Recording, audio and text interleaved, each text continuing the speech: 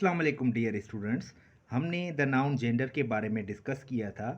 अब हम डिस्कस करेंगे कि मस्क्यूलाइन जेंडर से फेमिनाइन जेंडर कैसे बनाई जाती है।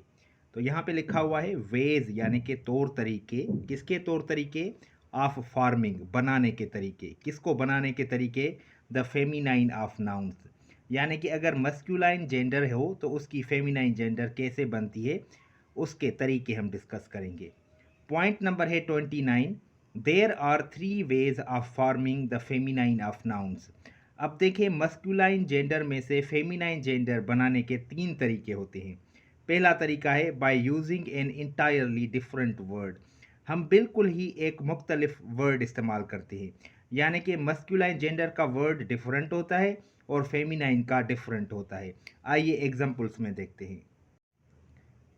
तो अब वो हम तरीके पढ़ेंगे। यहाँ पे लिखा हुआ है मस्कुलाइन, यहाँ पे लिखा हुआ है फेमिनाइन। तो मस्कुलाइन का वर्ड जो है वो बिल्कुल ही डिफरेंट है फेमिनाइन के वर्ड से। अब मैं आपको ये स्टडी करवाऊँगा और इनका मतलब भी समझाऊँगा। तो पहला वर्ड है बैचलर। बैचलर का मतलब है गैर शादीशुदा मर्द, और अगर गैर शादीशुदा औरत होती है तो उसको इंग्लिश में मेड भी कहते हैं, स्फिंस्टर भी कहते हैं। मेड ओल्ड यूज़ है, पुराना इस्तेमाल है।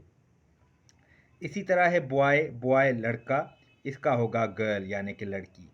ब्रदर भाई, सिस्टर बहन। दूसरा वर्ड है बक। बक का मतलब है नर हिरन, और डोई का मतलब है मादा हिरन।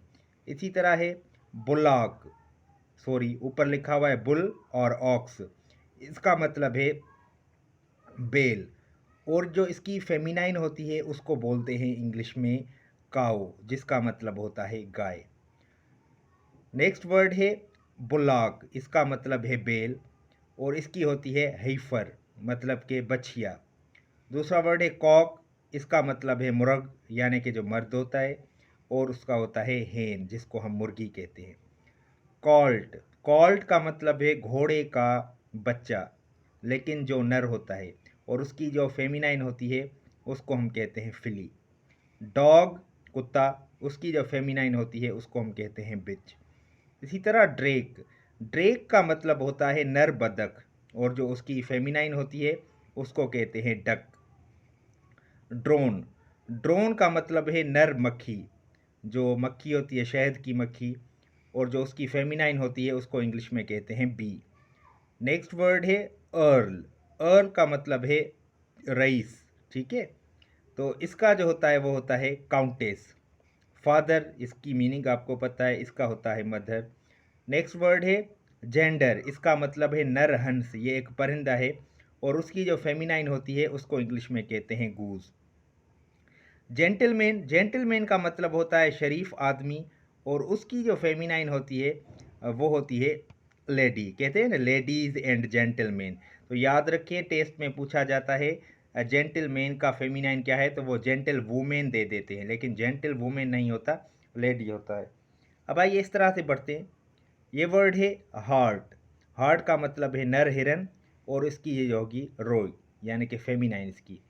हॉर्स का मतलब होता है घोड़ा, इसकी जो फेमिनाइन होती है वो होती है मेयर। हस्बैंड, इसकी फेमिनाइन होती है वाइफ। किंग, किंग की होती है क्वीन।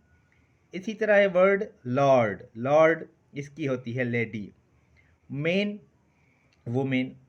मॉन्क, ये जो वर्ड मॉन्क है इसका मतलब है राहिब, और इसकी जो फेमिनाइन होती है वो होती है नन। नेफ्यू, भतीजा जो लड़का होता है उसकी होती है नीस। पापा, मम्मा। रेम, रेम का मतलब क्या है? इसका मतलब है नर भेड़, और जो इसकी फेमिनाइन होती है उसको कहते हैं यू। Sir, madam. इसी तरह son, daughter. Stag, hind. Uncle, aunt. Wizard, witch. अब ये जो देखें मस्कुलाइन से जो हमने फेमिनाइन बनाई हैं, वो मस्कुलाइन का वर्ड जो है वो बिल्कुल एक मुख्तलिफ है, और फेमिनाइन का जो वर्ड है वो बिल्कुल मुख्तलिफ है। तो ये पहला पैटर्न था कि हम बिल्कुल ही एक मुख्तलिफ वर्ड इस्तेमाल करते हैं जिससे मस्कुलाइन में से फेमिनाइन जेंडर बनती है।